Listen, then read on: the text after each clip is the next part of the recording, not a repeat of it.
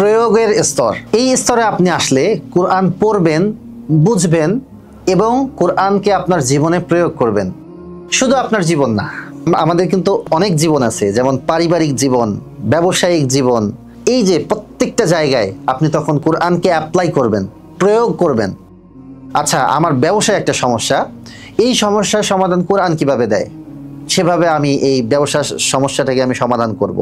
আমার পারিবারিক একটা সমস্যা, আচ্ছা এই পারিবারিক সমস্যাটার সমাধান কোরআন কিভাবে দেয়, আমি এই কোরআন থেকে উপদেশ নিয়ে এটা সমস্যার সমাধান করব।